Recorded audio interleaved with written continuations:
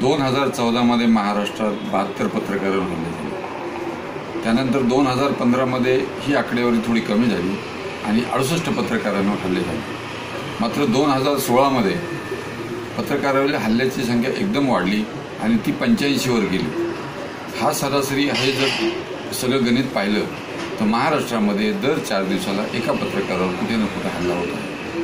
ही सगळी परिस्थिती असताना देखील आपले केंद्रीय गृह राज्यमंत्री हंसराज अहीर यांनी मात्र दिशाभूल करणारी खोटी आणि फेकाफेकी स्वरूपाची आकडेवारी भर राज्यसभेमध्ये देऊन पत्रकारांच्या तोंडाला पाणी पुसलेले आहे। त्यांनी असं सांगितलं आहे की महाराष्ट्रामध्ये गेल्या 2 वर्षांमध्ये केवळ 6 पत्रकारांवर हल्ले झालेले आहेत। आमच्याकडे जी आकडेवारी उपलब्ध आहे त्याची नाव आणि कुठं घटना झाली या सगळा तपशील आमच्याकडे उपलब्ध आहे।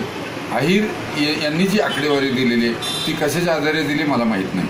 याचं कारण असं आहे की पोलीस स्टेशनमध्ये पत्रकारांवर हल्ल्याची स्वतंत्र नोंद ठेवण्याची कुठलीही व्यवस्था सध्या तरी अस्तित्वात नाही। नॅशनल क्राईम रेकॉर्ड ब्युरोच्या माध्यमातून ही आकडेवारी देशभर ठेवली जावी अशी मागणी आम्ही सातत्याने करत आहोत, परंतु सरकार त्याच्याकडे दुर्लक्ष करत आहे।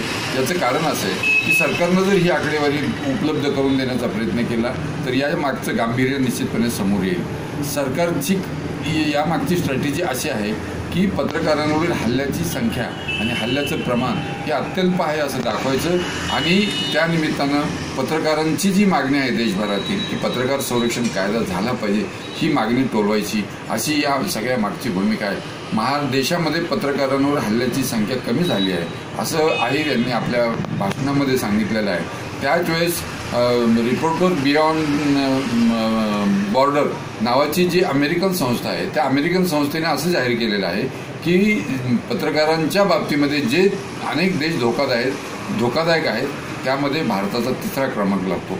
गांभीर्य हे सगळं लक्षात आल्यानंतरही सरकार भर विधानसभेमध्ये राज्यसभेमध्ये खोटी माहिती देऊन लोकांची दिशाभूल करण्याचा प्रयत्न करत आहे। हे जेवढं संतापजनक आहे, जेवढं चीड आणणार आहे तेवढंच हे निषेधार्ह आहे। मी डॉक्टर अहीर यांना अशी विनंती करतो की त्यांनी ही आकडेवारी कशाच्या आधारे दिलेली आहे हे सांगावं। आम्ही आमच्याकडची संपूर्ण माहिती आणि संपूर्ण डाटा त्यांना सादर करण्याच्या तयार आहोत आणि पत्रकार हल्ला विरोधी कृती समिती लवकरच अहीर यांची भेट घेऊन आपल्याकडची आकडेवारी त्यांना सादर करण्याचा प्रयत्न करणार आहे। पत्रकारांना संरक्षण देणारा कायदा व्हावा यासाठी गेली 10 वर्ष महाराष्ट्रामध्ये चळवळ सुरू आहे।